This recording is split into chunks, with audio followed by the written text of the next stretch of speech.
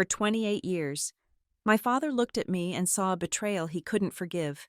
There was never any shouting, just a polite, suffocating distance that kept me on the edges of family photos and holiday dinners.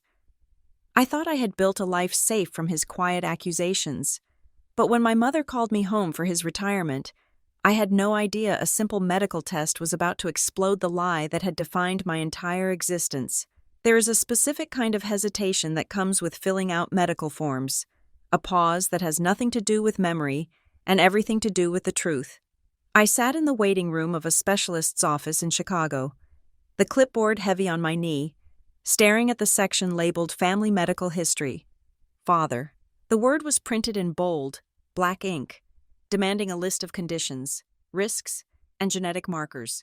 I knew what I was supposed to write. I was supposed to write Richard Simmons. I was supposed to list his high cholesterol and his father's glaucoma. I was supposed to trace the line of my biology back to the man who raised me. But my hand hovered. It always hovered. For 32 years, my existence had been treated as a footnote in the Simmons family ledger, a calculation that didn't quite balance. I checked the box for unknown under paternal history, just as I had done since I was 18, and realized that answering honestly felt like a lie.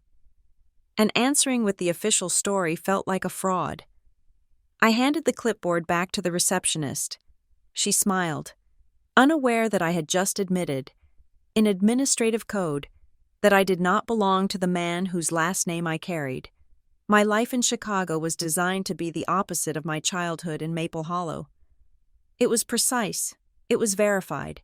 I was a structural engineer. I dealt in load-bearing capacities and material certainties. If a column was weak, I knew why. If a foundation was shifting, I could measure the variance to the millimeter. There was no ambiguity in my skyline. Then the phone rang. It was my mother, Linda. Her voice sounded thin, filtered through the distance she usually tried to cover with cheerful updates about the weather or the neighbors. "Anna," she said, "I need you to come home next weekend." I switched the phone to my other ear. Pacing my apartment, I told her I was busy. I told her I had a project deadline. These were half-truths. I had the time. I just did not have the stamina. "It is your father," she said. And the air left the room. "Is he sick?" I asked. "No," she said quickly. "No. He is retiring. Early retirement. The firm is giving him a send-off. And we are hosting a dinner here. But that is not the only reason." She paused. I could hear the hum of the refrigerator in the house 300 miles away. "He wants a new family portrait," she said. "A redo?" I stopped walking. "A redo?" The word hung there, heavy and absurd. We had family portraits, dozens of them, in every single one. I stood slightly apart, or Richard's hand was resting firmly on my older brother Ethan's shoulder, while his other hand hung loose by his side. Nowhere near me, we looked like a family of 3, plus a visitor who had wandered into the frame. "He wants everyone there," Mom said, her voice dropping to a whisper. "He wants it to look right." I looked at the view from my window, the steel and glass of the city that didn't care who my father was. I wanted to say no. I wanted to stay where the ground was solid. But I heard the plea in her voice. It wasn't about the photo. It was about her. She was asking me to come back and stand in the line of fire so she wouldn't be alone. "I will be there," I said. The drive to Maple Hollow took 5 hours. The landscape shifted from the gray sprawl of the interstate to the rolling wooded hills that gave my hometown its name. It was a beautiful place, the kind of town people moved to when they wanted safety. But safety is relative. For me, Maple Hollow was a museum of polite exclusion. I pulled into the driveway of the colonial house on Elm Street just as the sun was beginning to dip behind the oaks. The house was perfect. The lawn was manicured to a military standard. The white siding gleamed. It was a house that insisted everything inside was in order. I barely had my car door open before the front door swung wide. Ethan came down the steps 2 at a time. My brother was 35, 3 years older than me, and he had inherited Richard's square jaw and broad shoulders. He wore the confidence of a man who had never questioned his place in the world. "Anna," he shouted, pulling me into a hug that felt more like a tackle. You made it. He smelled of expensive cologne and anxiety. Ethan was always performing, always managing the stage. He squeezed me tight, then held me at arm's length, scanning my face. You look tired, he said. City life grinding you down? I'm fine. Ethan, I said, stepping out of his grip. Just a long drive. Dad is in the den, he said, lowering his voice. He is in a good mood. Let us keep him there, okay? Just easy topics. Work, the house, the weather. Do not bring up the election and do not bring up the past. I looked at him. Why would I bring up the past? Ethan's smile flickered. He patted my shoulder. A gesture that felt patronizing. You know what I mean. Just let us have a nice weekend. For Mom. I walked past him into the house. It smelled of lemon polish and old paper, the scent of my childhood. I found Richard in the den, standing by the window, looking out at the backyard. He was holding a glass of scotch, the amber liquid catching the light. He turned when I entered. Richard Simmons was 62, a man of sharp angles and gray eyes that revealed nothing. He did not smile. He nodded, acknowledging my presence the way a CEO acknowledges a junior associate. Anna, he said, you made good time. Hello? Dad? I said. He did not move to hug me. He never did. He gestured to the chair opposite his desk. Sit, he said. Your mother is in the kitchen. She is fretting over the roast. I sat. The leather was cold. How is work? He asked. It is good. I said, I was promoted last month. Senior lead on the riverfront project. Good, he said. Engineering is a solid field. It pays to be precise. He took a sip of his drink. The conversation felt like a transaction. He asked about my car. He asked about my rent. He never asked how I felt. He never asked if I was happy. He treated me with a meticulous politeness that was far more painful than anger. Anger implies passion. Anger implies that you care enough to be upset. Richard's distance was a wall of ice. He was careful with his words, as if speaking too freely might accidentally let slip a truth he had spent 3 decades ignoring. I looked at him, searching for some trace of myself in his face. I had his height, maybe, but my eyes were dark, my hair was thick and wavy, and my build was different. I was the anomaly. We are glad you are here, he said, but his eyes were fixed on the bookshelf behind me. For the picture, it is important to have the documentation up to date. Documentation, that was what I was to him, a record to be filed. I'm going to go help Mom, I said, standing up. He nodded, already turning back to the window. Of course, the kitchen was warm, filled with the steam of cooking vegetables. My mother was at the counter, slicing carrots with a rhythmic, frantic energy. When she saw me, she dropped the knife and rushed over, wrapping her arms around me. She felt fragile, thinner than I remembered. Oh, Anna, she breathed into my hair. Thank you for coming. She pulled back, her hands cupping my face. Her eyes were wet. Linda Simmons was a beautiful woman who had spent her life smoothing over rough edges. She wore her tension in the lines around her mouth. How is he? I asked, nodding toward the den. He is focused, she said, turning back to the carrots. He wants everything to be perfect for the retirement party. The whole firm is coming. The neighbors. And the photo. I added. She hesitated. Yes, the photo. I leaned against the counter. Mom, why does he care now? We haven't taken a family photo in 10 years. She didn't look at me. She picked up the knife again. He wants to show that we are a unit. Anna, he is leaving his legacy at the firm. He wants his home life to look just as successful. Successful, I repeated. Is that what we are? She stopped cutting. She put the knife down and leaned her weight on the counter, her head bowing low.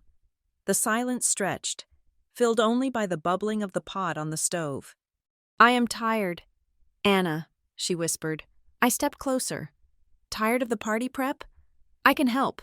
No, she said, her voice shaking. Not the party. I am tired of the quiet.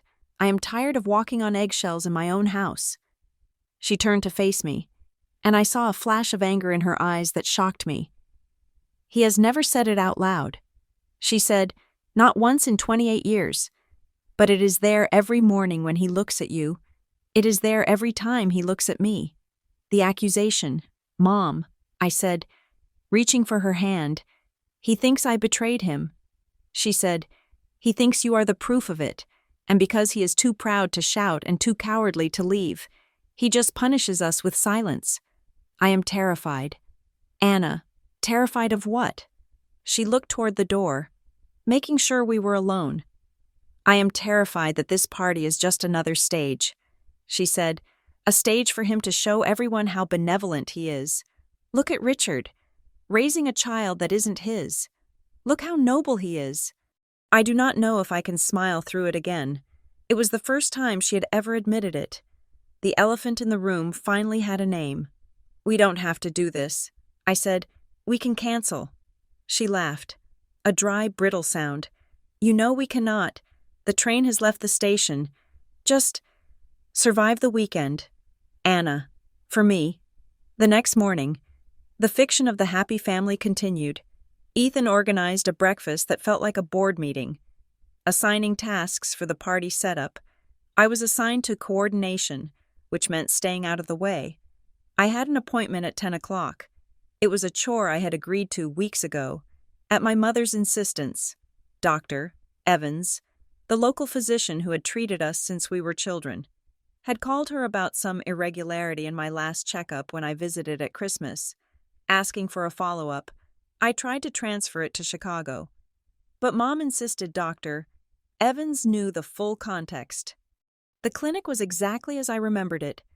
Beige walls, outdated magazines, the smell of rubbing alcohol. Dr. Evans was a kind man with white hair and a tremor in his hands that vanished when he held a stethoscope. He sat on his stool, looking at a file on his tablet. Anna, good to see you, he said. Your blood pressure looks fine today, but I wanted to talk to you about the lipid panel we ran in December. Is something wrong? I asked. Not wrong, per se, he said, but there is a pattern here. High lipoprotein specifically. It is unusual for someone your age with your diet and exercise regime. Usually, when we see this, it is familial. I stiffened. Familial. Doctor. Evans tapped the screen. I looked back at Richard's records. And your mother's. Neither of them has this specific marker. Richard has high cholesterol.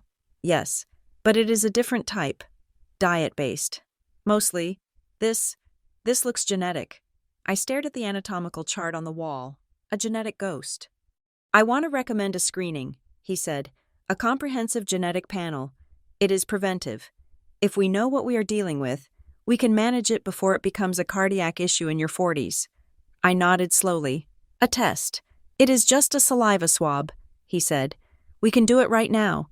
It might help clear up the anomaly. Certainty. The word floated in my mind.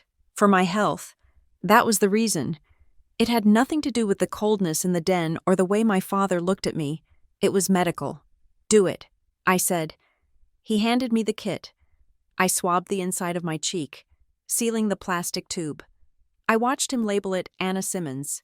It will take a few weeks, he said. We will mail the results to your Chicago address. I walked out of the clinic feeling lighter and heavier at the same time. I had initiated a sequence of events I couldn't stop. Even if the motivation was technically about lipoproteins. The party was in full swing by the time the sun set on Saturday. The backyard had been transformed with string lights and white tablecloths. Richard's colleagues were there, men in suits who drank scotch and laughed too loudly. Neighbors I hadn't seen in years waved and smiled, telling me how much I had grown. I wore a blue dress that I hoped made me look invisible. I circulated, holding a glass of wine I didn't drink, nodding at stories I didn't care about. Richard was holding court near the patio doors. He looked distinguished, the picture of the successful patriarch. Ethan was by his side, laughing at his jokes, playing the role of the loyal heir perfectly. I stood by the buffet table, picking at a cracker. Well, if it isn't the city girl. I turned to see Aunt Patrice, Richard's older sister. She was a woman who wore pearls like armor and used politeness like a weapon. She held a martini glass. her lipstick perfectly applied. "Hello, Aunt Patrice," I said. She looked me up and down. "You look well, Anna. Very independent." "I am doing well, thank you." She stepped closer, lowering her voice so only I could hear. The noise of the party created a private bubble around us. "It is nice of you to come back," she said. "Richard appreciates it, even if he doesn't say it." I forced a smile. "It is a big day for him." "It is," she said. She took a sip of her drink. Her eyes locked on mine. "You know, he has done so much for you. Anna, he really stepped up." My stomach tightened. "Stepped up. Most men wouldn't have." She continued, her tone breezy, as if discussing the weather. "Raising a child in complicated circumstances. You should be very grateful that you were still raised here, in this house." The blade landed. It was subtle, coated, but it cut deep. "Grateful you were allowed to stay. Grateful he didn't throw you out." "What do you mean by that?" I asked, my voice steady despite the trembling in my hands. She blinked, feigning innocence. "Oh, nothing, dear. Just that family is about choices, isn't it? And Richard chose to be a father to you. That is a gift. Don't forget it." She patted my arm and drifted away into the crowd. I stood there, the sounds of the party blurring into a dull roar. The implication was clear. I was a charity case. I was a burden that Richard had graciously decided to carry. I wasn't a daughter. I was an act of benevolence. I needed air. I needed to get away from the lights and the lies. I slipped into the house through the side door. The kitchen was empty. The caterers busy outside. I walked down the hallway to the study, looking for a place to breathe. My mother had asked me to clear out the bottom drawer of the hallway console table earlier that day. She wanted to store the guest book there, but I hadn't gotten around to it, needing a distraction, something mechanical to do with my hands. I knelt and pulled the drawer open. It was stuffed with old receipts, manuals for appliances long broken, and tangles of rubber bands. I started grabbing handfuls of trash to throw away. Then I saw it. It was a small, yellowed envelope, pushed all the way to the back. It wasn't a standard letter envelope. It was the kind used for medical records or official notices. I pulled it out. The return address was faded but legible. Holloway Fertility Diagnostics. I frowned. I had never heard of it. I looked at the postmark. August, 1993. I did the math. I was born in May of 1994. This was 9 months before I was born. I heard footsteps.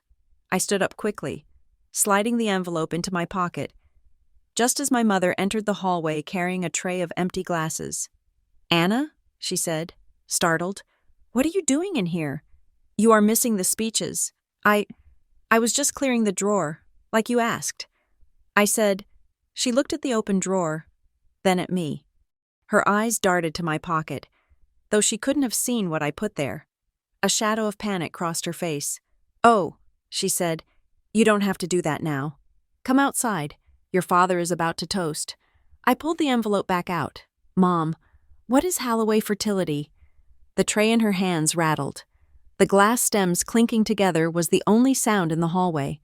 Her face went pale, a sudden, draining white that frightened me. "Where did you find that?" she whispered. "In the back of the drawer. Give it to me," she said. Her voice wasn't angry. It was desperate. "What is it?" I asked. "It is nothing," she said, reaching out a trembling hand. "Just old papers. Please, Anna, give it to me." She looked like she was about to shatter. I had never seen my mother look so afraid of a piece of paper. I handed it to her. She snatched it, crumpling it immediately into her palm, hiding it against her dress. "Go outside," she said, her voice tight. "Please."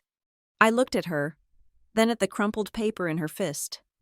"Okay," I said. I turned and walked back toward the party, but I didn't go outside. I went to the guest bathroom and locked the door.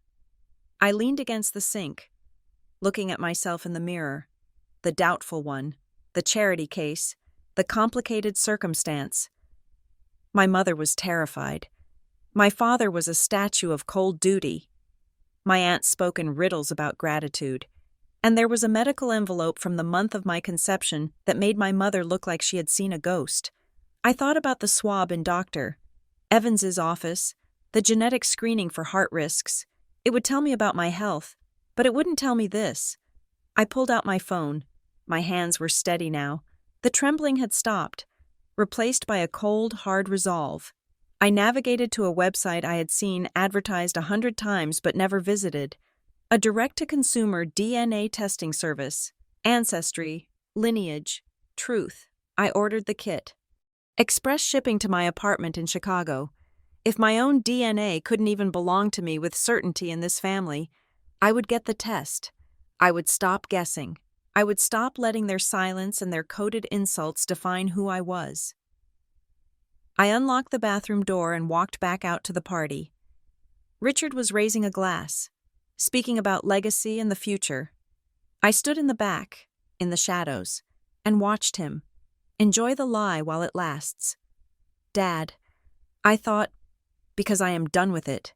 Maple Hollow was not a place where secrets were kept. It was a place where secrets were curated. They were polished, mounted on the wall like trophy heads, and admired for their staying power. I had forgotten the specific velocity of small-town gossip.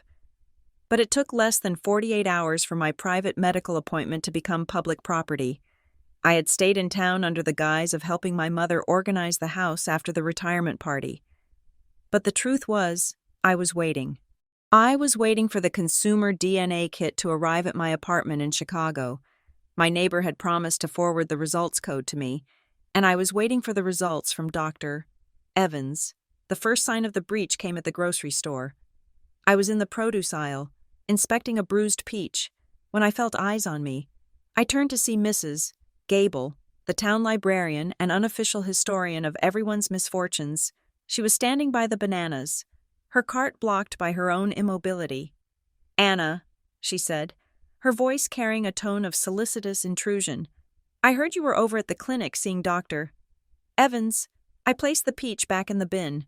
"It was just a checkup, Mrs. Gable." "Of course," she said, nodding with exaggerated slowness. "One can never be too careful, especially with family histories being what they are. I heard they had to send your samples out to the big lab in the city, the one that handles the complex cases." She didn't know anything real. I knew that. HIPAA laws still existed, even in Maple Hollow. But someone at the local collection site had seen the name Simmons on a vial and whispered it to a friend, who whispered it to a spouse, until it became a nebulous cloud of suspicion hovering over the produce section. "I hope you find what you are looking for. Dear," she added, "sometimes it is better to let sleeping dogs lie, but you young people always want to wake them up." I walked away, my basket empty. The implication was clear. To them, I wasn't getting a cholesterol check. I was investigating the stain on the family name. When I got back to the house, the atmosphere was tight. The air felt pressurized, like the moments before a thunderstorm breaks. Richard was in his chair in the living room, a newspaper open on his lap, but he wasn't reading. His eyes were fixed on the middle distance. I walked past him, heading for the stairs. But his voice stopped me. What exactly did Evans say? I stopped. I turned to face him. He didn't look at me. He kept staring at the unlit fireplace. He said my cholesterol markers were unusual. I said, he wanted to run a genetic panel to rule out hereditary risks. Hereditary, Richard repeated. The word tasted sour in his mouth. Yes, preventive medicine. Richard finally looked at me. His face was gray, the skin around his eyes tight. He looked like a man who was trying to solve a puzzle that terrified him. "And what does that involve?" he asked. "This panel. Does it just look at the heart? Or does it look at other things?" "Like what?" I asked, keeping my voice level. "Origins." He said, "Ancestry. That sort of nonsense people are obsessed with these days." My heart hammered against my ribs. He was scared, for the first time in my life. I saw genuine fear in Richard Simmons. He wasn't afraid of me dying of heart disease. He was afraid of what my blood might say about him. "It is a medical test." "Dad," I said, "it looks for risk factors." He folded the newspaper with a sharp snap. "You should have asked me before you agreed to it. We have privacy to consider. The family name has standing in this town. We do not need people speculating because you decided to go digging into biology you do not understand. I am 32 years old," I said. "I do not need permission to check my own health." He stood up, his movements stiff. "It is not just your health, Anna. It is the narrative. You are careless with it. You always have been." He walked out of the room, leaving me standing on the oriental rug, trembling with a rage I couldn't articulate. He was protecting the lie. He was so committed to his role as the martyr, the man who raised the affair child, that he was terrified science might complicate his sainthood. The next day, Ethan arrived. He didn't live in the house anymore. He had a modern condo on the other side of town, but he appeared with the sudden, overwhelming energy of a fixer. I was at the dining room table, trying to work remotely on my laptop, when he breezed in carrying a stack of file folders. "Hey, Anna," he said, dropping the files on the table. "Listen, since you are here, and Dad is retiring, I thought I would get a head start on organizing the family documents. Wills, deeds, medical proxies, that sort of thing." He sat down opposite me, spreading the papers out. He was trying to look casual, but his eyes were darting around the room. I looked at the papers. They were legal forms, heavy with boilerplate text. "Why now?" I asked. "Dad just retired. He isn't dying." Ethan laughed, a hollow sound. "No, of course not. But you know how he is about order. I figured if I handled the paperwork, it would take the stress off him. And since you are the engineer, I thought you could help me sort the logistics." He pushed a document toward me. It was a medical power of attorney. I noticed something. He said, "In the draft of the trust update, Dad listed you, but the language is specific. I want to clean it up. Make sure there is no ambiguity." I picked up the paper. "What kind of ambiguity?" Ethan leaned in, lowering his voice. "Look, we all know the situation. Dad has always been generous, but legally, things can get messy if relations aren't defined. I just want to make sure you are protected." I stared at him. He wasn't trying to protect me. He was trying to codify my exclusion.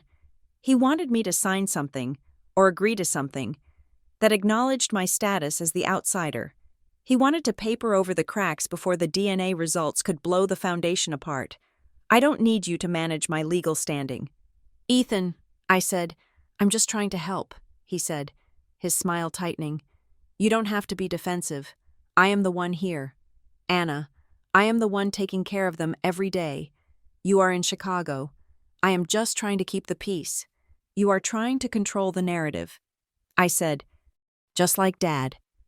Ethan gathered the papers, his face hardening. "Someone has to. Mom can't handle it, and Dad is under a lot of pressure. Don't make this harder than it has to be." He left the room, taking his files with him. I watched him go, realizing that my brother wasn't just a bystander to the family dynamic. He was its enforcer. He benefited from being the only real Simmons. My illegitimacy was his currency. That evening, the house was quiet. Richard had gone to bed early, claiming a headache. Ethan had gone home. I found my mother in the sunroom, sitting in the dark, watching the moonlight on the garden. I sat down next to her. She didn't move. She held a glass of white wine, the condensation dripping onto her fingers. "Mom?" I said softly. She took a long breath. "Did Richard say anything to you today?" "He asked about the test." I said, "He is worried it will show something about my ancestry." Linda let out a sound that was half laugh, half sob. "Of course he is. He has spent 28 years building a fortress around that idea." I turned in my seat to face her. "Mom, why are you so afraid? You reacted to that envelope like it was a bomb." She took a sip of wine. "Because I don't know." "Anna, what do you mean you don't know?" She set the glass down. Her voice was steady, but it had a terrible fragility to it. "When you were born," she said, "Richard was convinced. He had convinced himself that I had been with a colleague of his, a man named David. It was a lie, I never touched David, but Richard has a way of believing his own fears until they become facts. She looked at me, her eyes dark in the shadows. He demanded a test. She whispered, "When you were 6 months old, he took you to a clinic in the city. He wouldn't let me come in the room. He said he needed to handle it man to man with the doctor. And?" I asked. "And he came home 4 hours later." She said, "He walked into the kitchen, looked me in the eye, and said, 'It is settled. We will raise her, and we will never speak of this again.'" I stared at her. "He never showed you the result?" "No." She said, "He just said it was settled." And the way he said it, the coldness, I knew he believed the test proved him right. He was granting me a pardon for a crime I didn't commit. And I was so young. Anna, I was so scared of losing him, of losing this house, of being a divorced mother in 1994. So I took the pardon. She covered her face with her hands. "I let him treat you like a mistake because I was too cowardly to demand the proof." I sat there, listening to the clock ticking in the hallway. It was a horrifying confession. My life had been shaped not by a fact, but by a man's refusal to share a piece of paper. He had held the truth over our heads like a guillotine blade, but he had never actually dropped it. He just let us live in the shadow of it. The email arrived on a Tuesday morning. I was packing my bag, preparing to drive back to Chicago. I had stayed 2 days longer than intended, caught in the gravity of the house.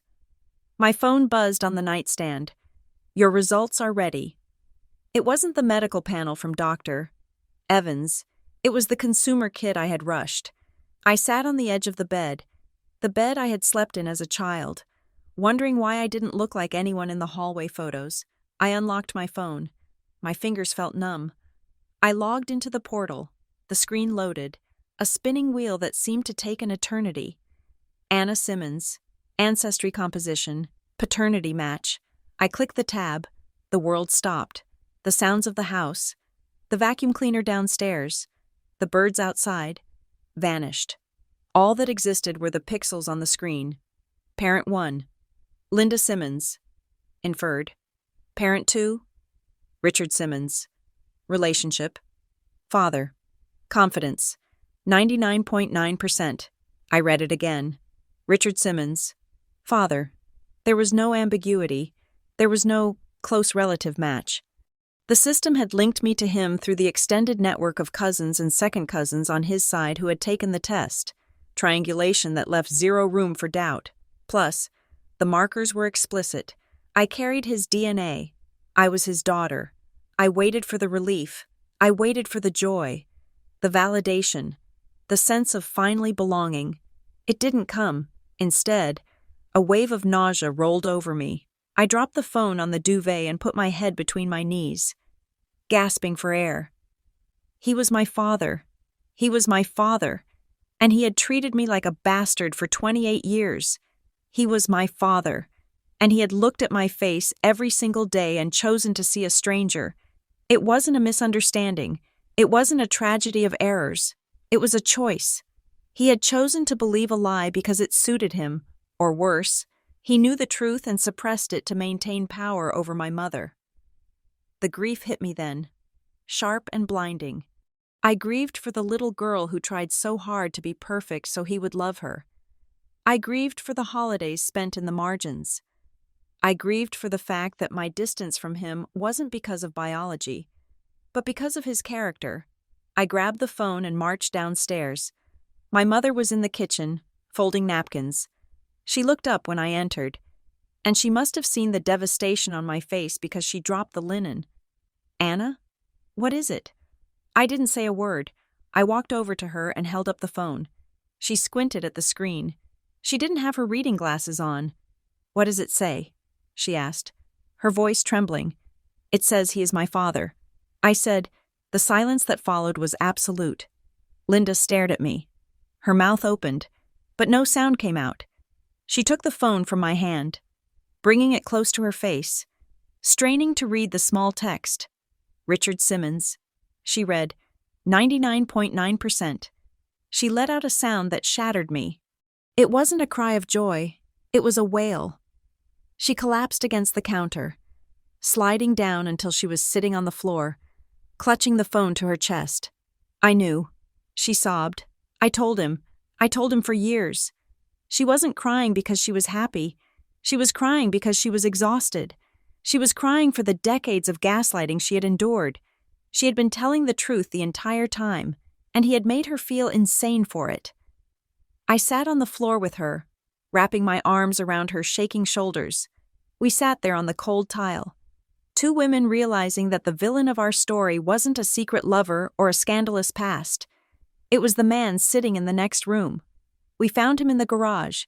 He was polishing his golf clubs, a meticulous, rhythmic motion. The smell of metal polish filled the air. He looked up as we entered. He saw Linda's blotchy face and my stone-cold expression. He put the rag down slowly. "What is going on?" he asked. I didn't wait. I didn't sugarcoat it. I took a DNA test. "Dad, the results came in this morning." His eyes narrowed. "I told you I didn't want you doing that. It is done," I said, "and you need to see it." I held the phone out to him. He didn't take it. He stood with his arms crossed, a defensive posture I knew well. "I don't need to see your internet nonsense," he said. "You are my father." I said, "My biological father. The test proves it." He flinched. It was a microscopic movement, a twitch of the jaw. But I saw it. He looked at the phone, then at Linda, then back to me. "That is impossible," he said. "It is science." "Richard!" Linda screamed. It was the first time I had ever heard her raise her voice at him. "It is facts. I never lied to you." Richard's face flushed a deep, angry red, but it wasn't anger at the accusation. It was panic. He looked cornered. He looked like a man whose entire reality was dissolving. "Those tests are unreliable," he snapped. "They mix up samples. They are for entertainment. You cannot trust them. It is 99.9%, I said, stepping closer. "Why are you fighting this? Why do you want me to not be yours?" "I don't," he shouted, his voice cracking. "But I know what I know. Anna, I saw the results 30 years ago. I saw them. Show them to us then," I yelled back. "Show us the paper." He turned away, gripping the workbench. "I don't have them anymore. It was years ago. But doctor," Moretti was clear. He said there was an exclusion. "Dr. Moretti, I thought, a name. Finally, this test is wrong," Richard said, his voice dropping to a low, frantic mutter. "It has to be wrong. If it is right, then you have been punishing your wife and daughter for nothing," Linda said, her voice turning icy. Richard spun around, his eyes wild. "I want a retest. A real one. Not this mail-order garbage. I will find a lab. My attorney will recommend one. We will do it properly, with a chain of custody." He was bargaining. He was trying to buy time. He wanted a test he could control, a doctor he could speak to man to man. "Fine," I said. "We will do another test. But I'm telling you, Dad, the science doesn't change because you don't like the outcome." He pushed past us, storming out of the garage toward the house. I watched him go, feeling a strange mixture of pity and revulsion. He was running from the truth because the truth made him a monster. That night, I sat in my room, reviewing the full PDF report of my results. The house was silent again, but it was a different kind of silence. It was the silence of a truce broken. I scrolled through the technical data, the list of genetic markers, the haplogroups. I needed to understand everything before I agreed to Richard's controlled retest. I reached the bottom of the report, where the footnotes were. There was a small asterisk next to the mitochondrial DNA analysis. Note: maternal haplogroup confirms European lineage. However, due to minor inconsistencies in X chromosome recombination patterns compared to self-reported maternal data, a direct maternal comparison is recommended for full medical accuracy. I frowned. I read it again. Minor inconsistencies. It was standard boilerplate. Probably. But in the context of today, everything felt significant. I thought about the envelope I found in the drawer, Holloway Fertility. I thought about Richard's absolute conviction that he wasn't my father. He said he saw a result. He said, "Doctor, Moretti told him there was an exclusion. What if he wasn't lying? What if he did see a test that said I wasn't his daughter? But the new test said I was his daughter, if Richard is my father, but a test 30 years ago said he wasn't." My mind raced. There were only two possibilities. 1. The old test was faked or botched. 2. The definition of parent was the problem. I looked at the note again. Maternal comparison recommended. I realized then that I had never seen my birth certificate. Not the original one. I had seen copies. I had seen the one typed up by the county clerk. But I had never seen the hospital record. I had assumed the question mark was always over my father. But what if the confusion lay somewhere else? I didn't trust Richard to schedule the next test. If he chose the lab, he could control the result again. I opened a new browser tab. I searched for a private genetic diagnostics lab in the next county, one that specialized in legal paternity and maternity testing. I booked an appointment for the next morning. I would tell them I was going for a drive to clear my head. I selected the option for a full trio parentage verification. I needed to know if Richard was my father. Yes, that was confirmed. But for the first time, a cold sliver of doubt entered my mind about the other side of the equation. I needed to know if Linda was my mother. I closed the laptop. The house creaked around me. I felt like I was standing on a trap door. I had pulled the lever, and I was just waiting to fall. The morning after I submitted the second round of DNA samples, this time a full trio panel involving myself. A fresh sample from Richard, and one from Linda. I stopped being a daughter and started being an engineer. In my line of work, structural failure is rarely a mystery. It is a sequence of events.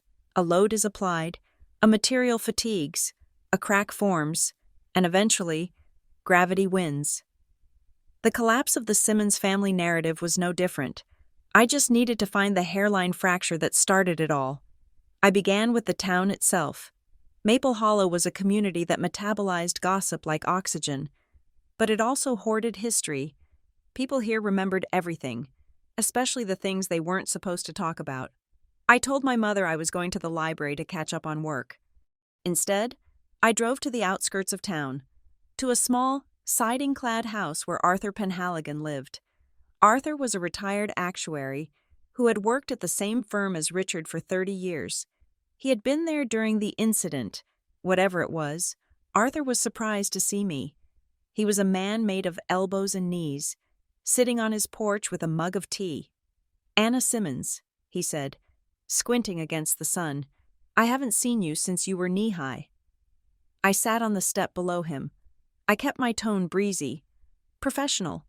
I told him I was putting together a scrapbook for Richard's retirement. I told him I wanted to capture the early days at the firm. Arthur smiled, but his eyes darted away. "Those were busy times," he said. "The merger happened in '93. Everyone was scrambling." I watched him carefully. I heard there was some drama back then. I said, "A scandal?" Arthur's smile vanished. He took a long sip of tea. "There is always drama in a merger.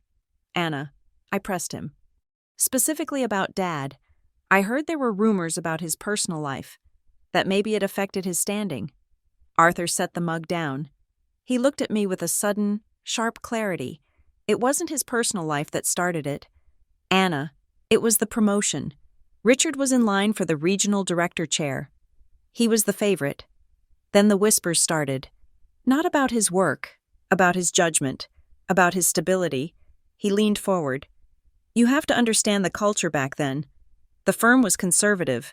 They wanted family men, uncomplicated men. When the rumor about your mother started circulating, it didn't just hurt his feelings. It made him a liability." "Who started it?" I asked. Arthur shook his head. "No one knew for sure, but it was effective."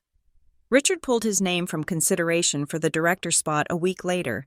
He said he needed to focus on his family. He took a lower-profile role in logistics. He stayed there for the rest of his career. I drove away with my hands tight on the steering wheel. This was the first piece of the structural diagram. The lie hadn't just isolated me.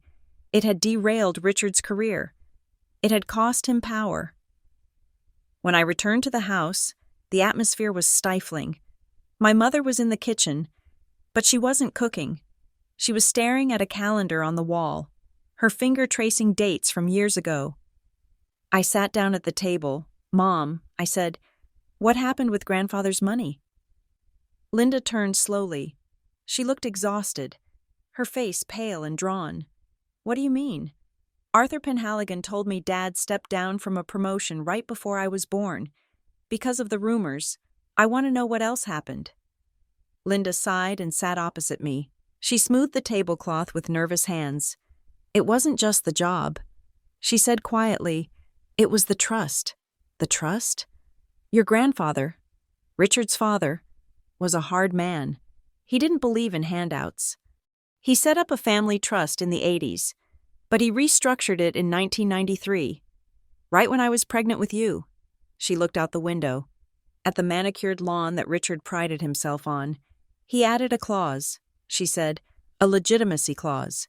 It stated that beneficiaries had to be direct, marital descendants, any child born out of wedlock, or under cloud of suspicion without legal verification, was excluded from the primary disbursement." I felt a cold chill run down my spine. "So if Richard acknowledged me," I said, "and if the rumor persisted, then his share of the trust was at risk." She said, "Or at least, the portion allocated for his heirs. Your grandfather was dying then. He was obsessed with bloodlines. Who stood to gain if we were cut out?" I asked. Linda hesitated. "The trust was divided among the siblings," she said. "If one line was disqualified or reduced, the remainder was redistributed to the others." "To Aunt Patrice," I said, "and Uncle Mark." She nodded. I stood up and walked to the window. It was money. It was always money. The affair child narrative wasn't just a cruel piece of gossip. It was a financial weapon. Someone had planted the doubt to ensure that Richard's share of the pie, and specifically the share that would come to me, would be contested. And Richard, in his panic and pride, had played right into it. To save his standing, he had agreed to the narrative of betrayal, accepted the settlement of raising me, but kept me at arm's length to appease the ghost of his father's rules. That afternoon, I went looking for proof of my childhood. I needed to see what the family wanted to remember and what it had chosen to forget. I went to the den, where the family albums were kept on a high shelf. I pulled down the volume labeled 1990 to 1995. I opened it on the Persian rug. The pages were sticky with age. 1990, 91, 92. Photos of Ethan as a toddler, Ethan on a tricycle. Ethan with Richard at the beach, Richard smiling, looking young and unburdened. Then 1993, my mother, pregnant. She looked happy in these photos, glowing. Richard was there, too. His hand on her stomach in one shot. Then 1994, the year I was born. The pages changed. There were photos of the house, photos of the garden, a few photos of Ethan holding a baseball bat. But where I should have been, there were gaps. I saw the photo corners, little black triangles glued to the page. They were empty. I turned the page. Another empty set of corners. And another. I looked closely. The paper behind the corners was darker, less faded than the rest of the page. Photos had been there. They had been there for years. And then, at some point, they had been removed. It wasn't that they hadn't taken pictures of me. It was that someone had curated the record. They had retroactively erased the evidence of my infancy, leaving only the legitimate sun and the landscape. "What are you doing?" I jumped. Ethan was standing in the doorway. He was wearing a polo shirt and khaki shorts, looking every inch the dutiful son. But his face was tight. "I am looking at old photos," I said, not closing the album, or the lack of them. Ethan walked into the room. He didn't look at the album. He looked at me. "You need to stop this." "Anna." "Stop what?" "Looking at my own history?" "Stop digging," he said. He crossed his arms. "Look at Mom. She is a wreck. She hasn't slept in 3 days. You are hurting her. I am not the one who hurt her. Ethan, you are the one dragging it all up." He snapped. "It was fine. We were fine. We had a system. Everyone knew their place. Now you come back here with your DNA kits and your questions, and you are tearing the house apart. I stood up. A system? Is that what you call it? Dad treating me like a stranger? Mom living in fear? It worked, Ethan said. We were a family. We had peace. We had silence. I corrected. That is not peace. He stepped closer, invading my personal space. He was taller than me, broader. He used his size to intimidate, a tactic I had seen him use in boardrooms, but never on me. Let it go. Anna, for your own sake. The trust is settled. The money is gone. There is nothing for you to find except embarrassment. I looked him in the eye. You are scared. I said. He laughed. But it was forced. Scared of what? You are scared because if I am legitimate, then the Simmons family unity you have been selling everyone is a lie, and maybe you are scared that you won't be the only heir anymore. Ethan's face went cold. You are being paranoid, he said, just like Dad. He turned and walked out, but I noticed his hands were balled into fists. He wasn't just annoyed, he was threatened. The next day, I received a phone call from a number I didn't recognize. Miss Simmons? A gravelly voice said. Yes, this is Harold Vance. I used to represent your grandfather. Your mother told me you were in town. I knew the name. Harold Vance was a legend in Maple Hollow legal circles.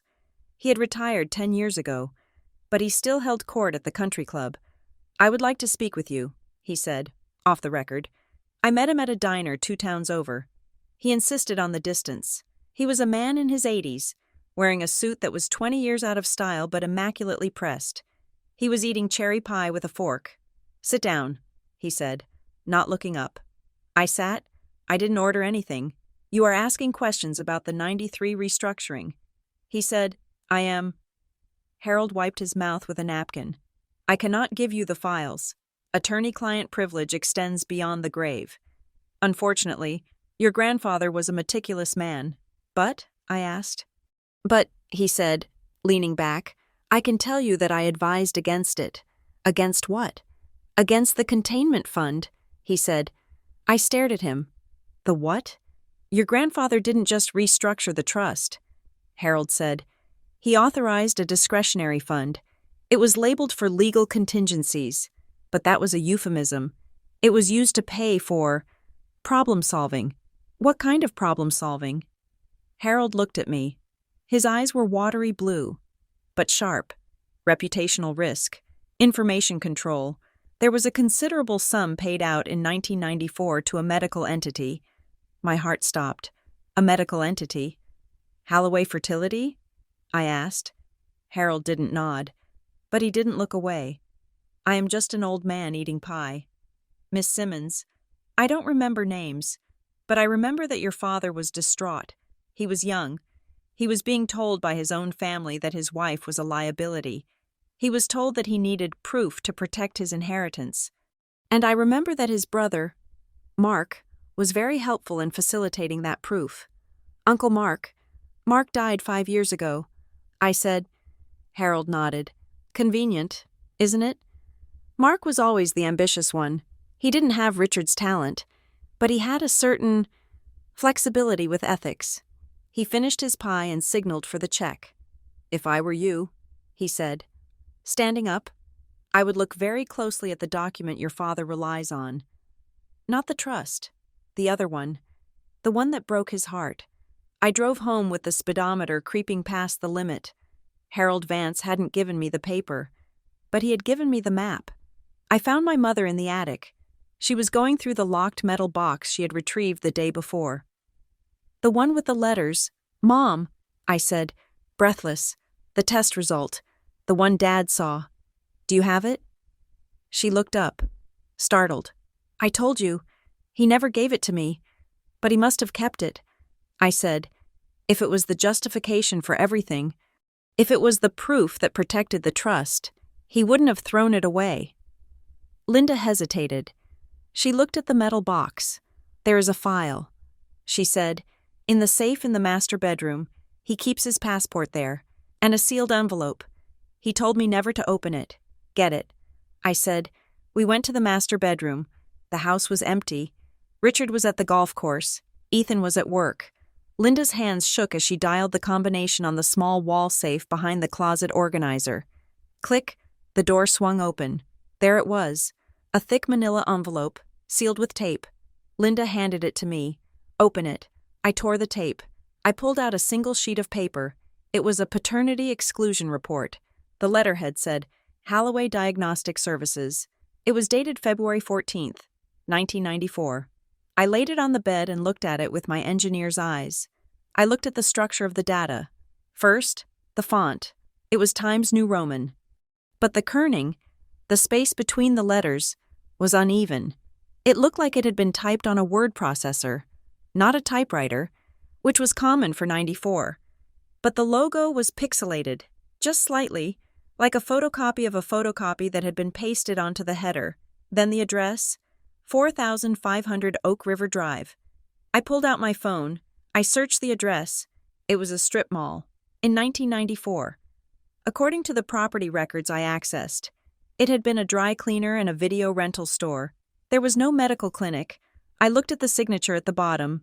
Dr. A. Moretti. It wasn't signed in ink. It was a stamp, a distinct, heavy ink stamp. And finally, the medical terminology. The report cited, allelic mismatch at locus D12S391. I froze. I knew that locus.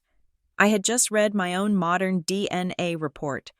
That specific marker wasn't used in standard paternity testing panels until the late 90s. In 1994, they were using RFLP testing. They wouldn't have cited that specific STR marker. This document wasn't just wrong, it was a forgery, and it was a sloppy one. It is fake. Mom, I whispered. Linda stared at the paper. What? It is a fake. The science is anachronistic. The address doesn't exist. This isn't a medical record. It is a prop. The front door slammed downstairs. Linda and I froze. Heavy footsteps came up the stairs. Richard appeared in the doorway. He was wearing his golf clothes. His face flushed from the heat. He stopped when he saw us. He saw the open safe. He saw the paper on the bed. "What are you doing?" he asked, his voice low and dangerous. I picked up the paper. "We are looking at your proof." "Dad." Richard walked into the room. "Give me that." "No," I said.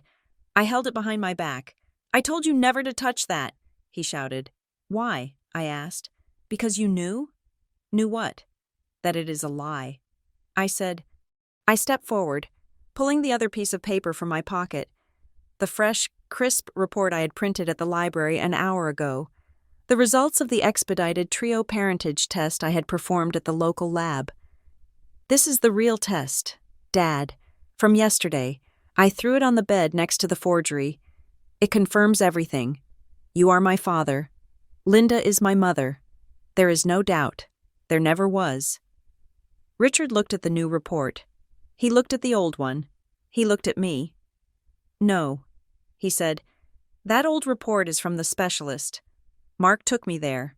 "Mark took you there?" I asked. "Yes," Richard yelled. "Mark handled it. He knew a guy, a specialist who could do it discreetly. I couldn't go to a regular doctor. The rumors were everywhere. Mark said we needed to be sure before I signed the trust papers." He stopped. The words hung in the air. "Mark handled it." Richard's eyes widened. He looked at the fake document on the bed. He looked at the pixelated logo. He looked at the stamped signature. He stared at it for a long time. His breathing became shallow. "He didn't let me go in," Richard whispered. He said the doctor was a friend of his. He took the samples. He brought me the paper the next day. I watched the realization crash into him. It wasn't a wave. It was a landslide. He never tested us. "Dad," I said softly, "he typed this up, or he paid someone to type it up. He needed you to believe I wasn't yours, so that the trust would be challenged, so that if you claimed me, you would lose standing, and if you disowned me, his share of the inheritance would be secure." Richard sank onto the edge of the bed. He picked up the old yellowed paper. His hands were shaking so hard the paper rattled. "Mark?" he said. "Mark did this?" He looked up at Linda. His eyes were full of tears, but they were the tears of a man who realizes he has been a fool, not a victim. I believed him, Richard said. He was my brother. He said he was protecting me. He was protecting the money, Linda said. Her voice was devoid of pity. And you let him. You trusted your brother more than you trusted your wife. Richard put his head in his hands. The sobbing started then. An ugly, guttural sound. It was the sound of 28 years of wasted time. He had thrown his family away for a lie printed on cheap paper. I didn't feel triumph. I felt a cold, hard hollowness. I didn't know. He wept. Anna, I swear, I didn't know. You didn't check. I said, I was standing right in front of you. I was your daughter. And you didn't check. I left them there. I couldn't watch him cry. It felt performative, even if it was real. He was crying for himself. He was crying because he had been duped. Not because he had hurt me. I walked downstairs and out onto the porch. The sun was setting, casting long shadows across the perfect lawn. My phone buzzed in my pocket. I pulled it out. It was a text message from an unknown number. I opened it. There was no text at first, just an image. It was a photo of the yellow envelope I had found in the drawer 3 days ago, the one from Holloway Fertility. But the photo wasn't taken by me. It was taken from an angle I hadn't seen. It was taken from inside the house. The timestamp on the photo was from 10 minutes ago. Then the text bubble appeared. Stop digging. You don't know what you're breaking. I looked up at the house. I looked at the windows. Someone was watching. Someone who wasn't Richard. Someone who wasn't dead Uncle Mark. I thought about Ethan. I thought about the way he had stormed out of the den. I thought about the family unity he was so desperate to protect. Mark might have started the lie, but someone else was keeping it alive. The text message on my phone was a digital intrusion that changed the texture of the air in the house. It made the familiar creak of the floorboards sound like footsteps, and the rustle of the oak trees outside sound like whispers. Stop. You don't know what you're stirring up. I did not reply. I did not scream. I did what I always did when the parameters of a project shifted. I reinforced the structure. I went to my room and locked the door. I pulled the shades down. Then, I took photos of every single document I had gathered. The fake paternity test, the real DNA results, the Holloway envelope, and the screenshot of the threatening text. I uploaded them to a secure cloud server with 2-factor authentication. Then I emailed the files to Sarah, my best friend and a corporate litigator in Chicago. I called her 5 minutes later. I am sending you a file. I said, keeping my voice low, if I stop checking in, or if something happens to my phone, open it. Anna, Sarah said, her voice sharp with worry. What is going on? You went home for a retirement party. I am safe, I said, though the word felt thin. But the family narrative is collapsing, and someone is trying to brace the walls by threatening me. Just hold the files. Sarah, please. I hung up. I felt a cold, clinical calm settle over me. They wanted me to be the scared little girl who desperately wanted to belong. They wanted me to be the emotional wreck who could be dismissed as unstable. I would not give them that satisfaction. I would be the engineer. I would be the person who documented the failure. The next morning, the house was quiet in a way that felt performative. Richard was hiding in his study. Ethan had not come by.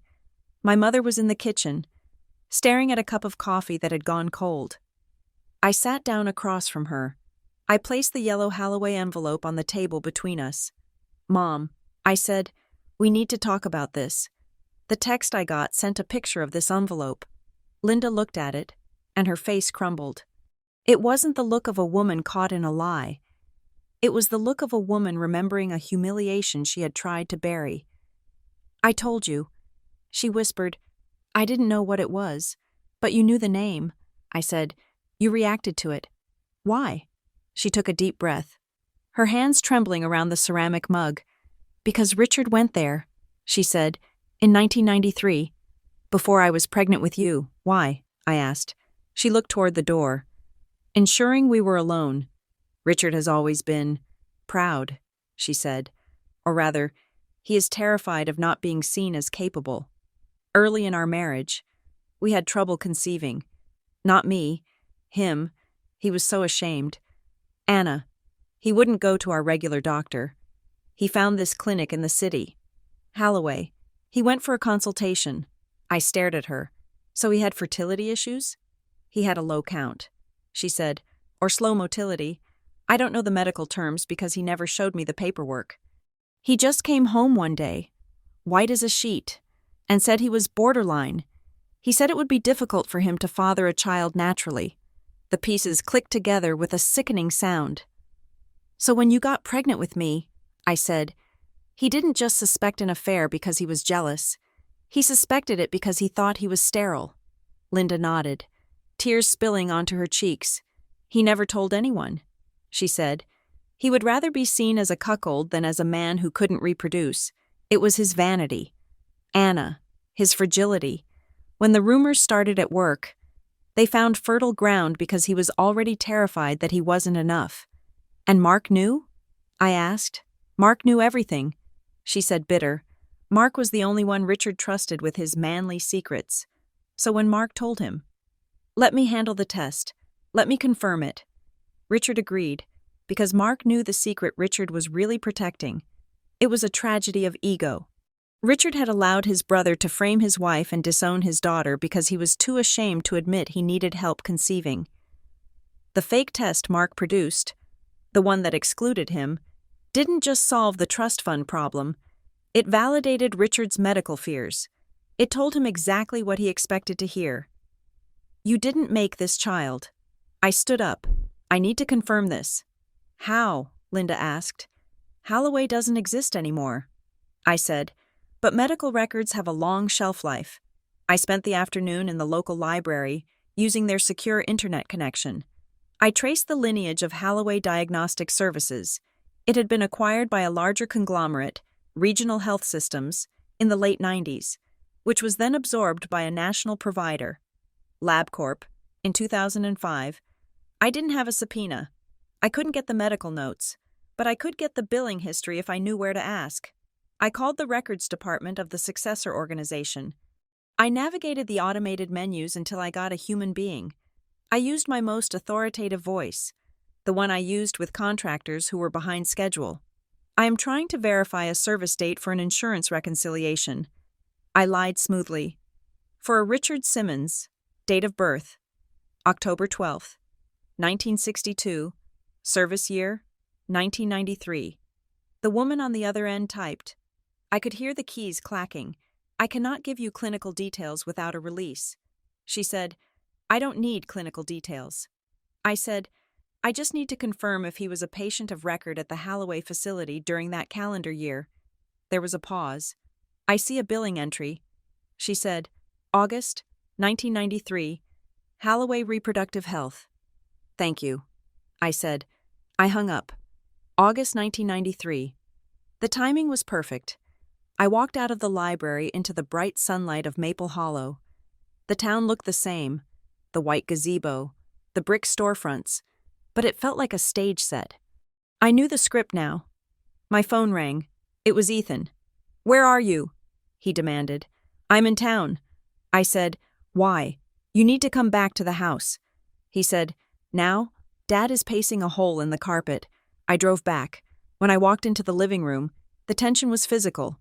Richard was sitting in his armchair, staring at the floor. Ethan was standing by the fireplace, his face flushed.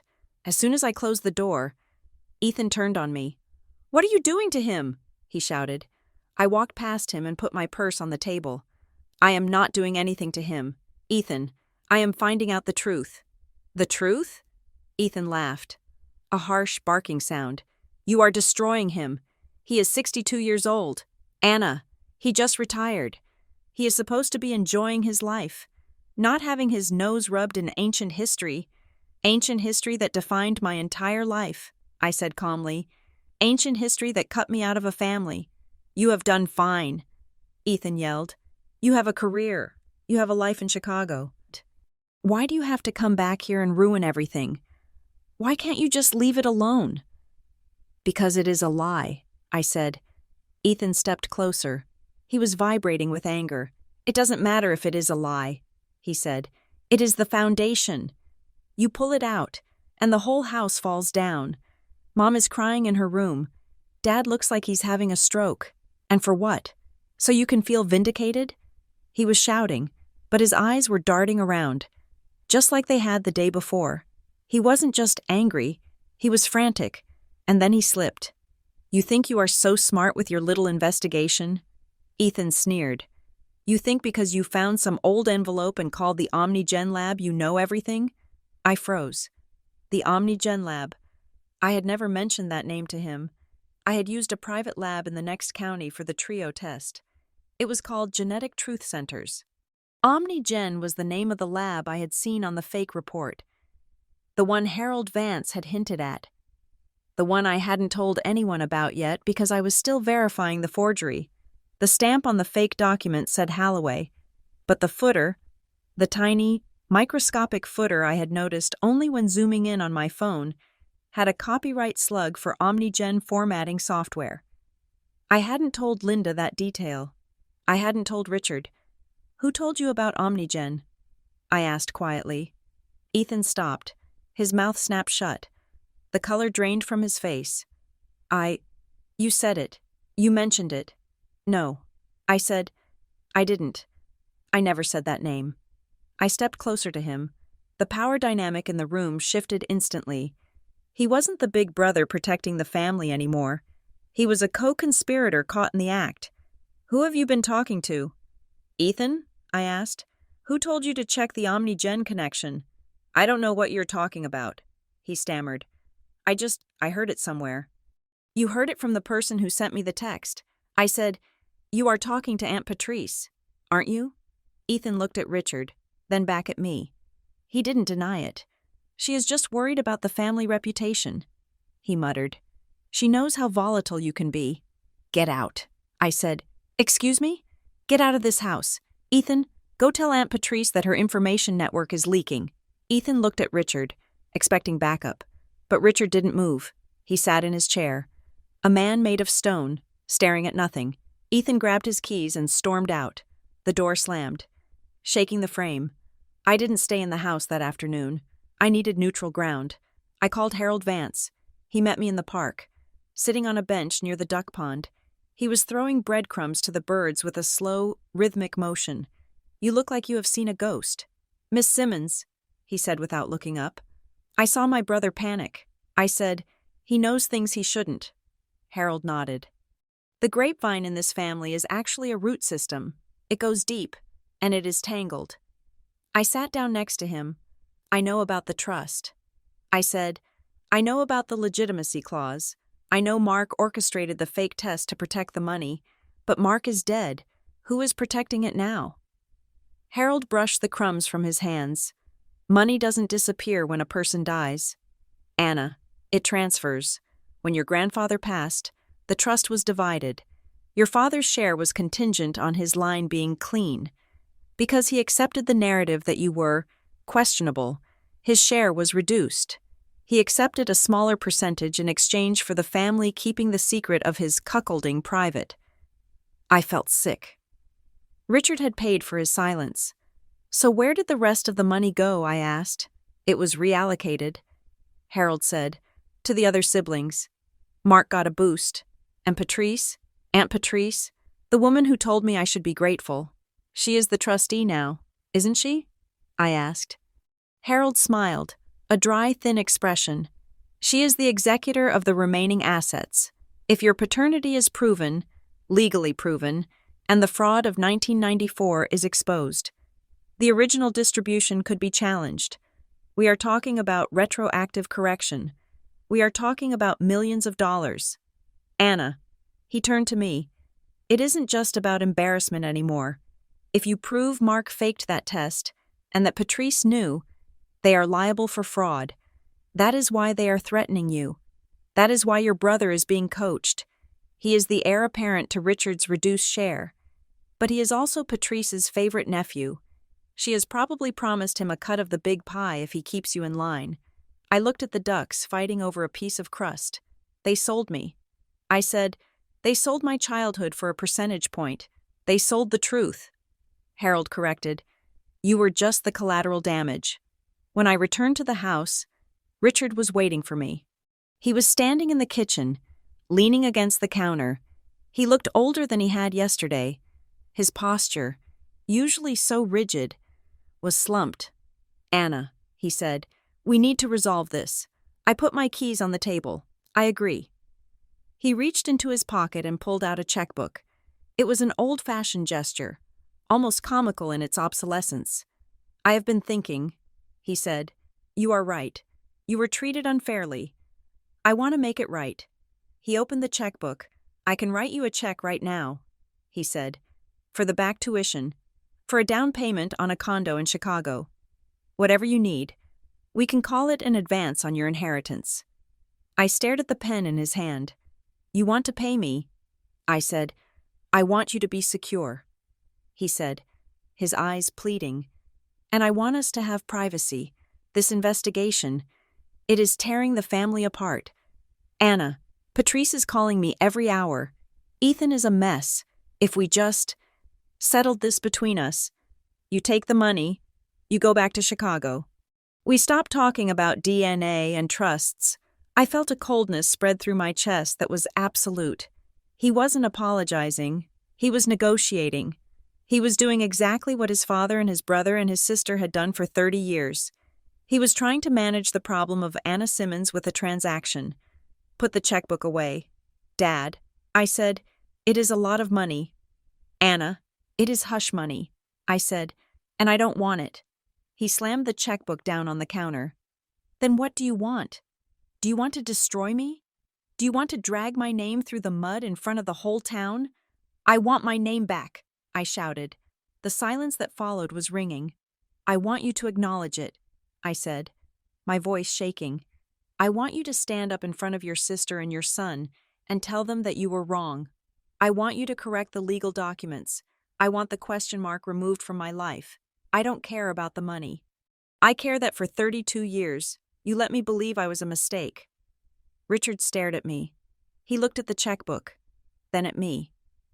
I can't control what people think, he whispered. Yes, you can, I said. You just have to be brave enough to tell the truth. For once in your life. He turned away. I need time. You don't have time, I said. The retirement dinner is on Saturday. Everyone will be there. You are going to fix this. Dad, or I will. I went upstairs to find my mother. She wasn't in her bedroom. I heard a noise coming from the ceiling, the attic. I climbed the pull-down stairs. The air up there was hot and smelled of fiberglass and dust. Linda was sitting on the floor, surrounded by boxes. She had a flashlight in one hand and a crowbar in the other. Mom? I asked. She didn't look up. She was prying open a gray metal lockbox. I remembered this box. It used to sit in Grandfather's study. I found the key, she said. Her voice tight. It was on Richard's keychain.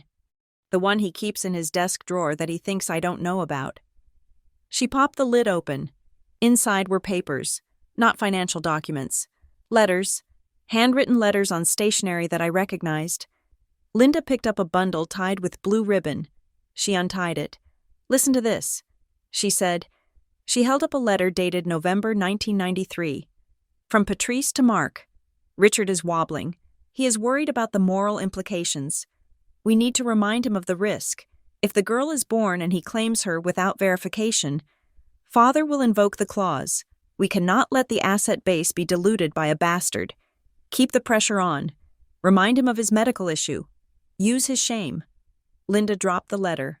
She picked up another one. From Mark to Patrice. It is handled. I found a doctor who understands the situation. Richard will get the result he needs to do the right thing. The trust is safe. Linda looked at me. Her eyes were dry, burning with a rage I had never seen in her. They didn't just use his shame, she said. They manufactured it. They coordinated it. They wrote letters about it. She handed me the stack. Here is your proof. Anna, it isn't just a fake test. It is a conspiracy. I took the letters. My hands felt numb. The girl, the bastard, the asset base. I wasn't a person to them. I was an obstacle to a wire transfer. I looked at Linda. "What do you want to do?" I asked. Linda stood up. She brushed the dust from her skirt. She looked like a queen rising from the ashes of her own life. "I want them to eat these words," she said. That night, I sat in my room with the letters and the DNA results. I had everything I needed. I had the science. I had the motive. I had the confession in their own handwriting. I thought about Richard's offer of money. I thought about the text message threatening me.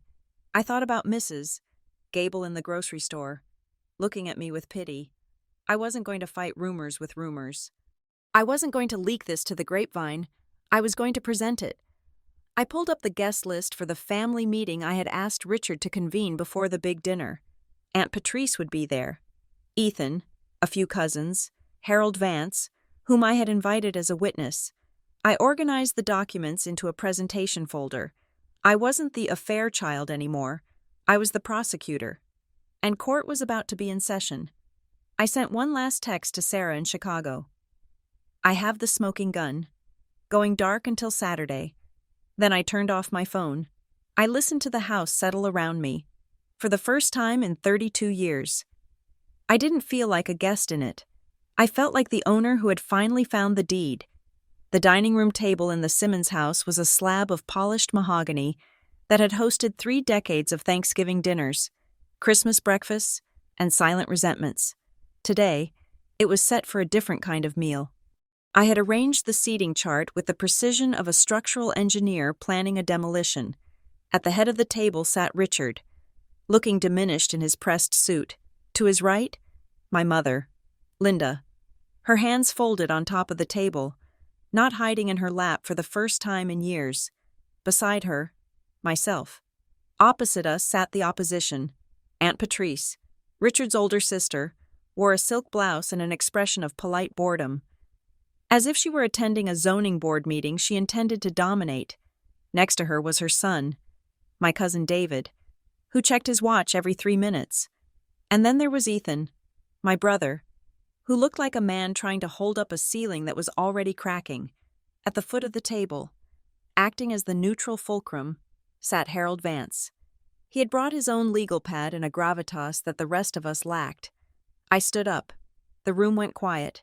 The air conditioning hummed, a low drone that underlined the tension. "Thank you all for coming," I said. "I know we are here to finalize the details of Dad's estate and retirement assets, but before we can sign anything regarding the future distribution of this family's wealth, we need to clarify the past." Patrice sighed, a sharp exhalation through her nose. "Really, Anna," she said, "can't this wait? Richard has a golf tee time at 3. We know the numbers. The trust is clear. The trust is based on a fraudulent premise," I said. The word hung in the air. Fraudulent. It was a legal term, a dangerous term. Harold Vance looked up from his notepad, his eyes sharp. I picked up the black presentation folder I had prepared. I didn't open it yet. I just held it. "I want to walk you through a timeline," I said. "It begins in August of 1993. Richard Simmons visits Halloway Fertility Clinic for a consultation regarding low motility. He is told he is borderline sterile." Richard flinched. He looked at Patrice, then at the table. He hadn't known I knew the specific medical diagnosis. Patrice stiffened, her eyes narrowing. "In November of 1993, I continued, my voice steady. "My mother announces she is pregnant. Richard, harboring secret fears about his own viability, panics. He confides in his brother, Mark. Mark, rather than reassuring him, feeds the fire. He suggests that Linda has been unfaithful. He introduces the narrative of the affair child. I opened the folder. I took out the first document, a copy of the billing record from Halloway. I slid it to the center of the table. In February of 1994. Mark offers to handle a paternity test to settle the matter. He takes Richard to a specialist, or so he says. He returns with a document stating that Richard is excluded as the biological father. I took out the copy of the fake test with the stamped signature. I slid it next to the billing record. Richard accepts this document as gospel. I said, he confronts Linda. He tells her he knows the truth, But to avoid a scandal, he will raise the child, me, as his own, but he will never truly accept me. He will treat me as a charity case, and, crucially, he will allow the family trust to be restructured based on this belief. I looked at Patrice. She was staring at the fake test, her mouth a thin line. For 28 years. I said, I lived in the shadow of that document. I was the question mark. I was the doubtful one. But 3 days ago, I did what Richard never did. I checked the math. I pulled out the third document. The trio parentage report from Genetic Truth Centers, dated 48 hours ago. I slid it directly in front of Richard. I am your daughter. I said, the probability is 99.9%. There is no ambiguity. There is no exclusion. You are my biological father. Richard looked at the paper. He didn't touch it. He just stared at the numbers, his face draining of color. Patrice laughed. It was a brittle, nervous sound. Oh, please, she said, waving a hand. You printed that off the internet. Anyone can fake a PDF these days. Anna, you probably bought a kit from a drugstore. We are not going to rewrite the family estate plan based on some mail-order science experiment. She looked at Harold. Harold, tell her. This is inadmissible. We have a legal precedent from 1994. A medical doctor signed off on it. Harold Vance cleared his throat. He adjusted his glasses and reached for the document I had slid across the table. The old one. The fake one. Actually, Patrice, Harold said, his voice raspy but clear. I have reviewed the 1994 document. I saw it yesterday when Anna brought it to my attention. He looked at Richard, then at Patrice. It is a forgery, Harold said. Patrice's hand froze halfway to her water glass. Excuse me? She said. It is a bad forgery. Harold continued. The clinic listed Holloway Diagnostic Services did not exist at that address in 1994. The address was a dry cleaner. Furthermore, the signature is a stamp, not a wet signature, which invalidates it for legal chain of custody. And the formatting marks at the bottom belong to a software suite that wasn't released until 1998. He dropped the paper back onto the table. It made a light slapping sound. This document wouldn't stand up in small claims court, let alone a probate hearing. Harold said, It is a prop, a piece of theater. The room was silent. The only sound was the ticking of the grandfather clock in the hallway. Richard looked up. His eyes were wide, glassy. A prop? He whispered. Ethan cleared his throat. He shifted in his chair, smiling a smile that didn't reach his eyes. Okay, look, he said, holding up his hands. Let's everyone take a breath. Maybe the old paperwork was messy. Maybe Uncle Mark cut some corners to save time. But does it really matter now? We are a family. We have always been a family. Dad raised Anna. That is what counts. He looked at me, his eyes pleading. Anna, put the papers away. We can talk about this privately. We don't need to do this here. We don't need to upset Dad right before his dinner. I looked at my brother. I saw the sweat on his upper lip. I saw the way his leg was bouncing under the table. Why are you so nervous? Ethan, I asked. I am not nervous, he said quickly. I am trying to keep the peace. You are trying to keep the silence. I said, I walked around the table until I was standing behind him. You knew about the OmniGen formatting, didn't you? I asked. That is how you slipped up yesterday. You knew the old test was fake because you had looked at it before.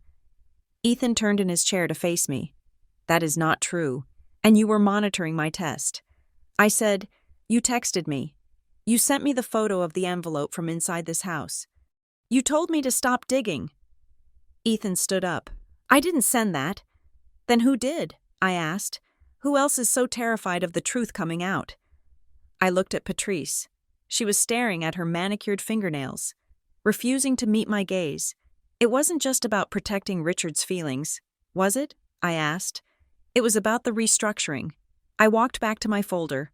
I took out the final piece of evidence, the bundle of letters Linda had found in the attic. I untied the blue ribbon. The letters spilled out, handwriting that was familiar to everyone at the table.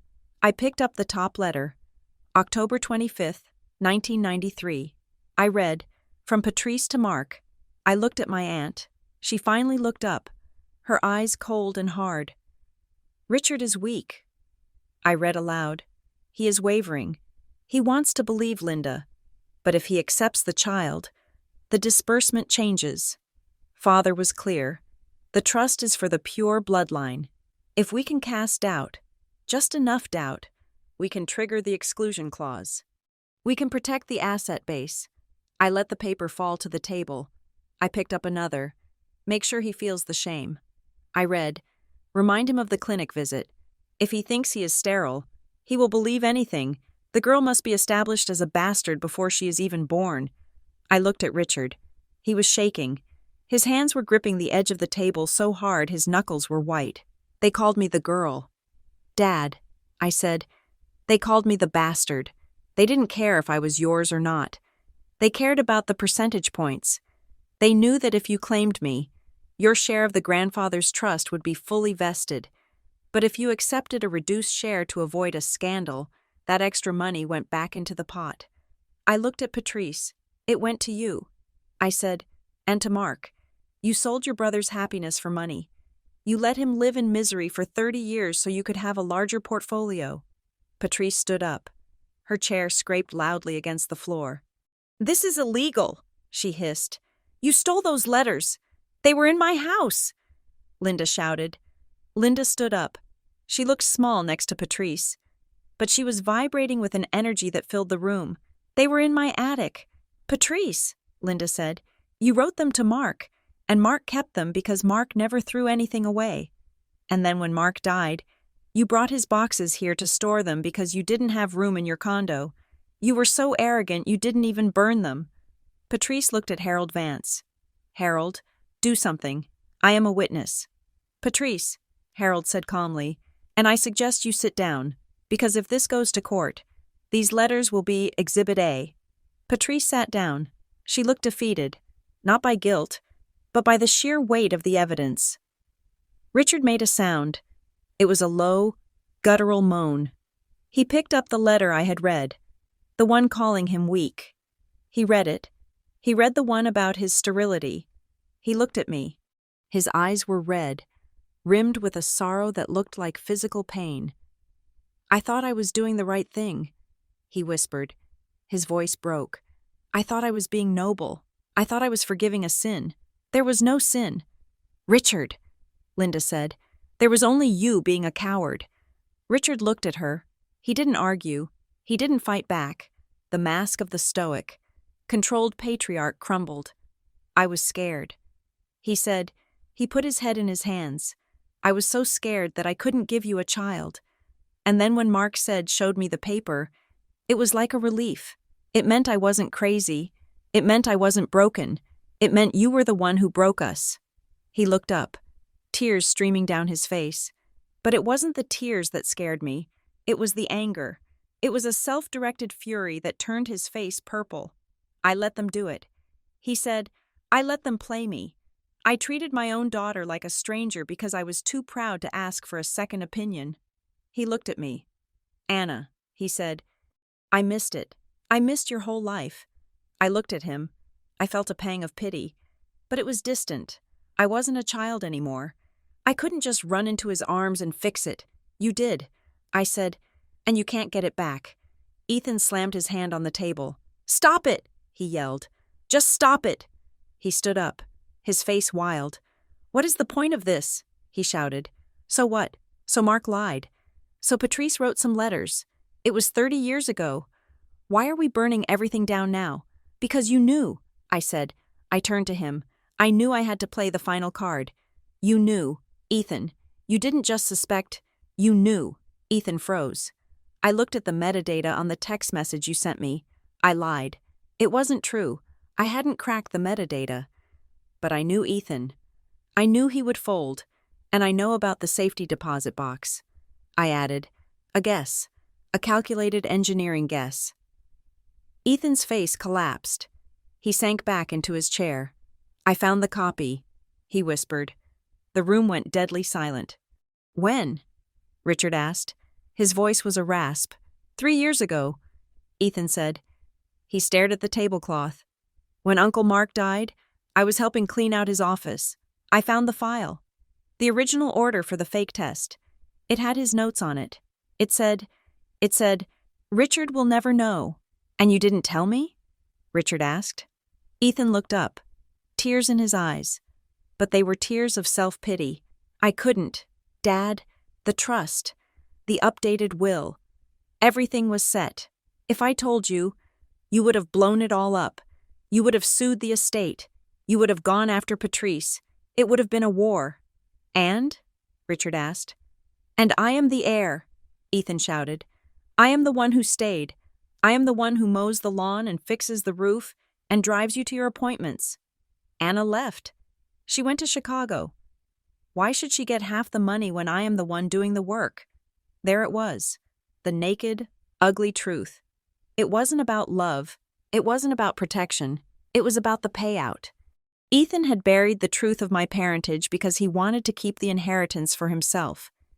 He had let me continue to feel like an outsider so he could feel like the king. Richard stood up. He walked over to Ethan. Ethan flinched, expecting a hit, but Richard didn't hit him. He looked at him with a profound, terrifying disappointment. You are just like Mark, Richard said. He turned away from his son. He looked at the table, at the mess of papers that represented our family history. Harold, Richard said. Yes, Richard, I want the estate plan redrafted, Richard said. His voice was flat, dead. I want Anna recognized as my full, legitimate biological daughter. I want the trust distribution corrected. I want any funds that were withheld from my line because of this lie, to be reclaimed from the general fund. Patrice gasped. You can't do that. That money is spent. Then you will sell your condo. Richard said. He didn't even look at her. I don't care how you do it. Fix it. He looked at Linda. Linda, he said. Linda stood up. She smoothed her skirt. She looked at the man she had married 40 years ago, the man who had doubted her for 28 of them. I am going to stay at my sister's house tonight, she said. Richard nodded. I understand. I am not leaving you. Richard, she said. Not yet, but I am not staying in this house tonight, and I am not pretending anymore. I stayed because I wanted stability. I wanted Anna to have a home, but I never accepted your lie.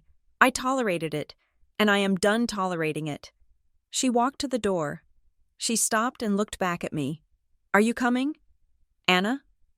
I gathered my papers. I put the fake test, the real test, and the letters back into the black folder. I snapped it shut. I looked at Ethan, who was weeping silently at the table. I looked at Patrice, who was frantically texting on her phone, probably calling her own lawyer. I looked at Richard, who was standing by the window, staring out at the yard he had manicured to perfection while his family rotted from the inside. I will be right there. Mom, I said. I walked over to Richard. He didn't turn around. Dad, I said. He stiffened. I am not doing this to hurt you. I said, I know, he whispered, and I don't want the money. I said, I really don't. Then why? He asked. Why couldn't you just let it be? Because, I said, you were wrong about me. I said it simply. I said it without malice. You were wrong about me. Richard closed his eyes. He let out a long, shaky breath. I know, he said. I know. I walked out of the dining room. I walked past the family photos in the hallway, the ones with the empty corners where I should have been. I didn't feel triumphant. There was no surge of victory. My chest felt hollow. I had cleared my name, but I had broken the world to do it. I walked out the front door into the cool evening air. My mother was waiting by her car. I realized then that the truth doesn't heal people. It doesn't magically fix the years of neglect. It doesn't make a father love a daughter he chose to ignore. The truth is just a tool. It is a wrecking ball. It knocks down the walls so you can see the ruin clearly. And now, finally, I could see it all. I got into the car. Let's go. Mom, I said. We drove away from the house on Elm Street, leaving the lights on and the family inside to sit in the wreckage of their own design. The email from Richard Simmons arrived on a Tuesday morning, 3 days after the disastrous family meeting. It did not have a subject line that screamed apology or truth. It was titled, simply, Update regarding family trust and estate planning documentation. I opened it on my phone while sitting on the porch of my aunt's house, where my mother and I had been staying. The morning air was cool, the kind of crisp, clear weather that makes everything look sharper than it really is. I read the text. It was a masterpiece of corporate damage control. Written in the passive voice that men like Richard use to distance themselves from their own actions. To the extended Simmons family. Following a review of recent medical documentation and a reevaluation of historical records, a correction has been made to the standing family files. It has been confirmed, via conclusive genetic testing, that Anna Simmons is my biological daughter. Any previous assertions or documents suggesting otherwise were based on incomplete or erroneous data, effective immediately. The trust distribution schedules will be amended to reflect her full standing as a primary beneficiary. Please update your own records and understanding of this matter accordingly. Regards, Richard. It was cold. It was legalistic. It lacked even a single molecule of warmth. But it was undeniably a retraction. I handed the phone to my mother. Linda put on her reading glasses, the ones she had bought at the drugstore the day before because she had left her expensive pair at the house on Elm Street. She read it twice. It is done, she said softly. She didn't smile. She just set the phone down on the wicker table. He didn't say sorry. She noted, he never will. I said, not in an email. That would be admitting liability. This is just him balancing the ledger. But the ledger had consequences. The fallout was immediate and digital. Within an hour, my phone began to buzz with notifications. It started with the cousins, the younger generation who had always treated me with a vague, polite distance. Hey, Anna. My cousin Sarah wrote, just saw the email. I had no idea about any of this. I'm so sorry you went through that. Then came a message from Uncle Robert, Richard's younger brother, who lived in Florida. Glad to hear it's sorted. Always thought you had the Simmons nose. It was absurd. They were rewriting their own memories in real time. Suddenly, everyone always knew, or never believed the rumors. The social circle of the Simmons family was resorting itself. The people who valued reputation, like Aunt Patrice, went silent. Patrice didn't call. She didn't text. Her silence was a loud, sulking void. She was undoubtedly consulting her own lawyers, trying to figure out how much of her erroneous inheritance she would have to pay back. But the people who valued truth, or at least, the people who were tired of the lies, began to reach out. I received a voicemail from Mrs. Gable, the librarian who had been fishing for gossip just a few days ago. Anna, dear, she said, her voice crackling on the recording. I heard the news. Good for you. It takes a lot of spine to stand up to a history like that. I realized then that I hadn't just cleared my name. I had broken a spell. The town of Maple Hollow had been polite to Richard Simmons for 30 years because they feared his judgment. Now, they saw his fallibility. My brother, Ethan, tried to reach me on Wednesday. He didn't text. He showed up at my aunt's house. I was in the driveway, loading my suitcase into the trunk of my rental car. I wasn't leaving yet. The retirement dinner was on Saturday, but I was organizing my things, preparing for the exit. Ethan pulled up in his SUV. He got out, looking like he hadn't slept. His polo shirt was wrinkled. Anna, he said, can we talk? I didn't stop packing. I folded a sweater and placed it in the bag. We can talk, I said, but I'm not going to listen to a speech about family unity. He leaned against his car, rubbing his face. I messed up. He said, you lied. I corrected. I was scared. Anna, you have to understand. Dad is impossible. You know how he is. If I had brought him that file from Mark's office 3 years ago, he would have shot the messenger. He would have cut me out for disturbing the peace. I was just trying to survive him. I stopped and looked at him. You are 35 years old. Ethan, you are not a child trying to survive a tyrant. You are a grown man who made a calculation. You calculated that my exclusion was worth your financial security. That is not fair, he said. I always included you. I invited you to Christmas. I tried to bridge the gap. You invited me to be a guest. I said, you invited me to sit at the table as long as I didn't ask why I wasn't allowed to eat the main course. That isn't inclusion. Ethan, that is charity. He looked down at his shoes. So what now? He asked. Are you going to sue me? Are you going to demand the money back? I closed the trunk of my car. I don't want your money. Ethan, I told you that. But I also don't want your fake brotherhood. You watched me question my own identity for 3 years while you had the answer in a file box. You watched Mom cry. You watched me take a DNA test that you knew was necessary. And you tried to stop me. I walked toward the house. I need a break. Ethan, a long one? I can't play happy family with you right now. But the dinner, he said, panic rising in his voice. The retirement dinner is Saturday. You have to sit at the table, if you are not there. Everyone will know. Let them know. I said, I went inside and locked the door. I watched him from the window as he stood in the driveway. A man who had secured his inheritance but lost his sister. Thursday brought a different kind of visitor. Harold Vance asked to meet me for coffee at the diner again. He was sitting in the same booth, eating the same cherry pie. He looked satisfied, like a cat that had finally caught a particularly troublesome mouse. You caused quite a stir. Miss Simmons, he said as I sat down. I just presented the facts. Mr. Vance, he nodded. Facts are dangerous things, especially in this town. He took a sip of coffee, then reached into his battered leather briefcase. I did a little digging myself. He said, after your meeting, I wanted to verify the timeline of the trust restructuring. And? I asked. He slid a photocopy across the table. It was a legal addendum, dated 2005. Your grandfather added the legitimacy clause in 93. Harold said, the one that excluded children born under suspicion. That was the weapon Patrice and Mark used against you. I nodded.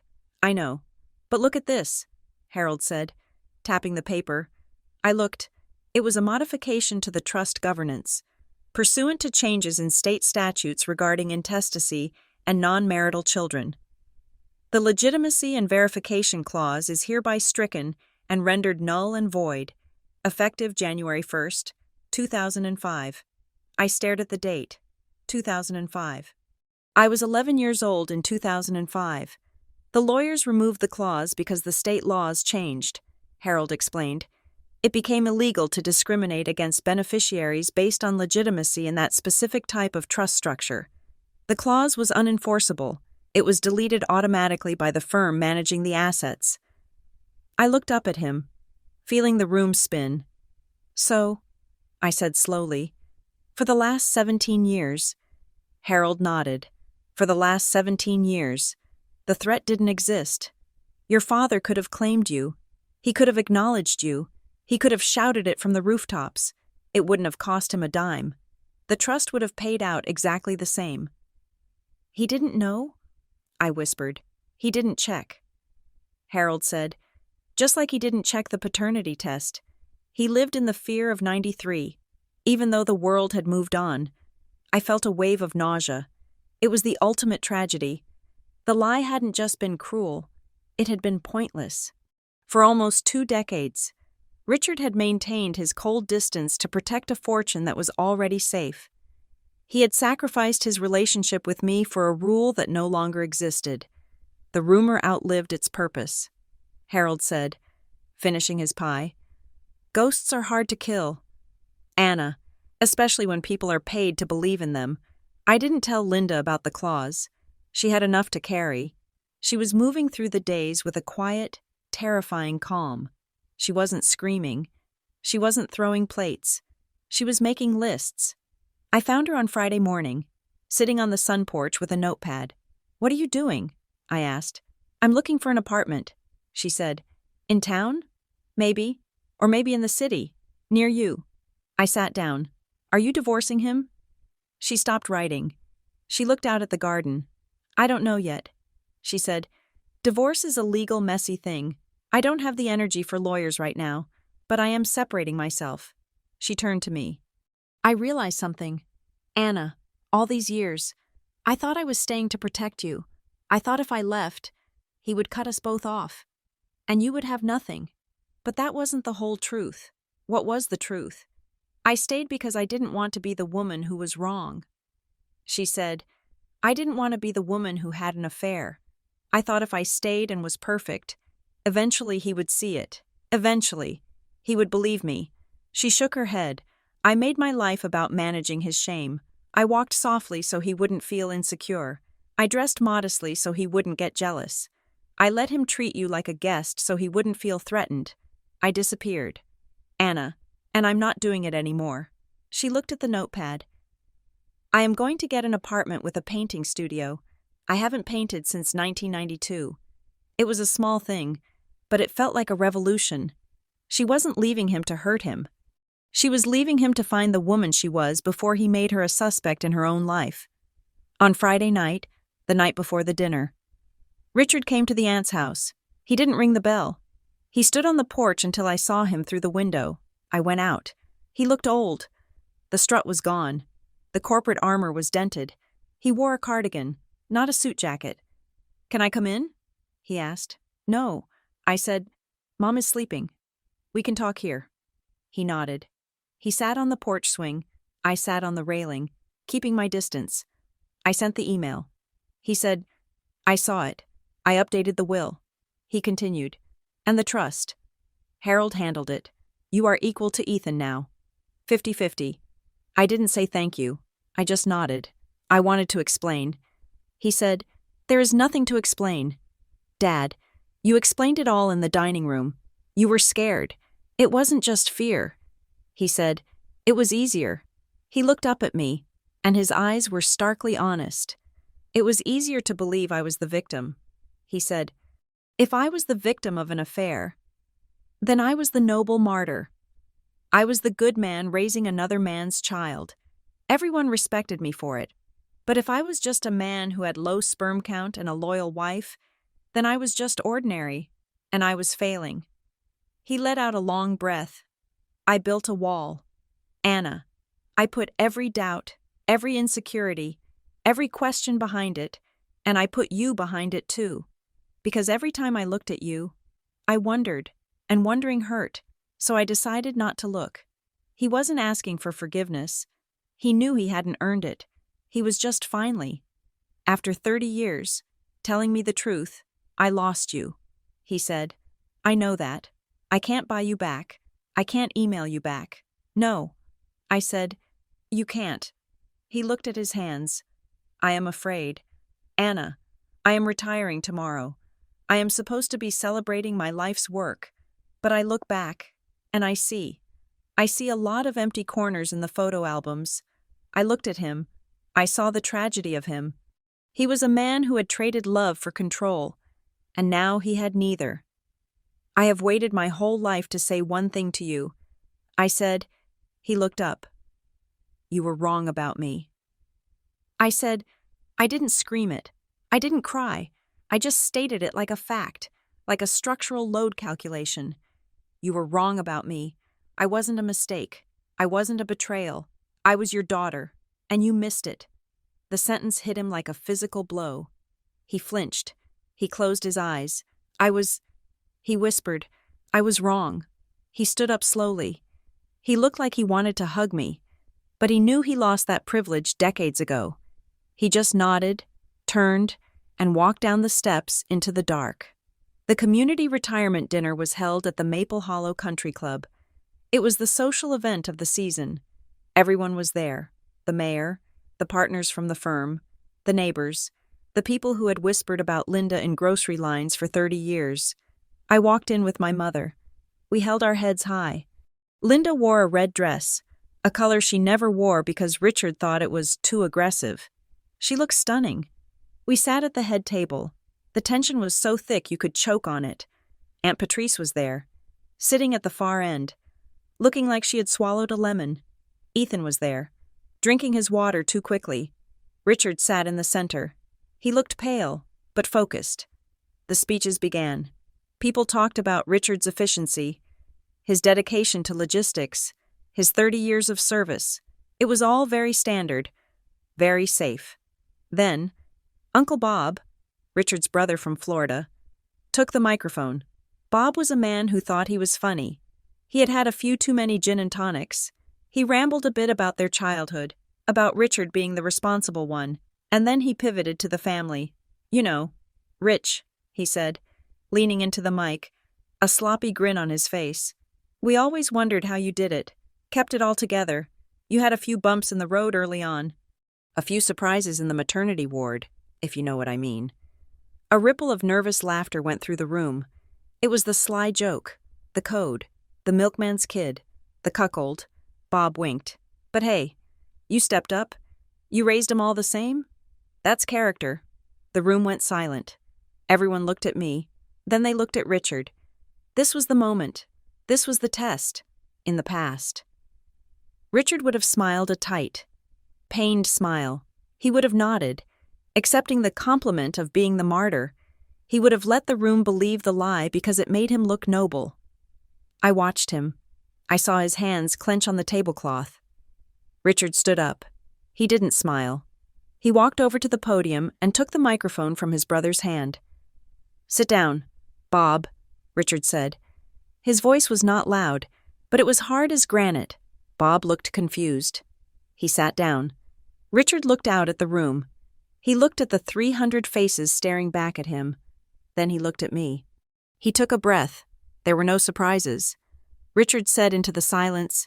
He spoke clearly, projecting to the back of the room. There were no bumps in the road. There was only a rumor, a vicious, unfounded lie that was planted to hurt my wife and my daughter. He paused. He looked directly at Aunt Patrice. She looked away.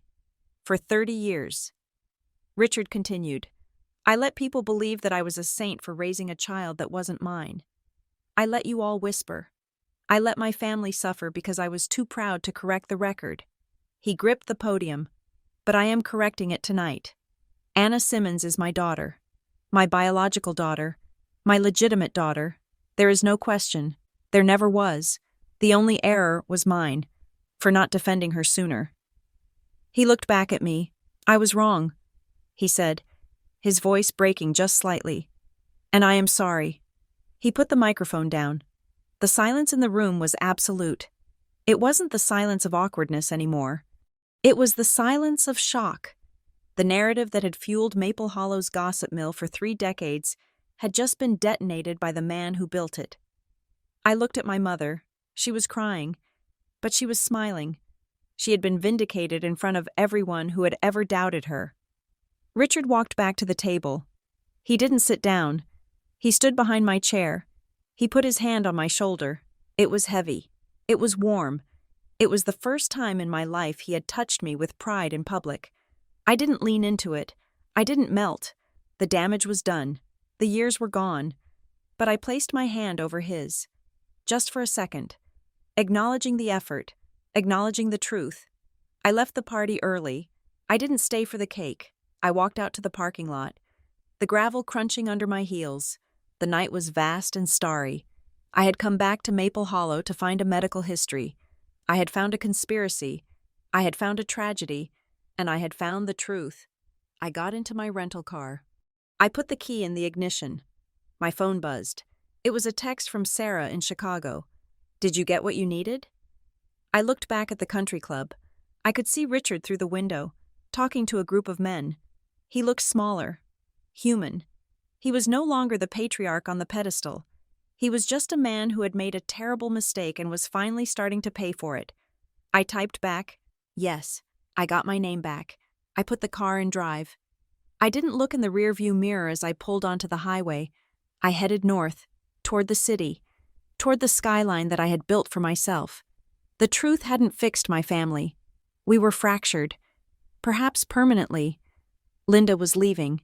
Ethan was estranged. Richard was alone with his regret.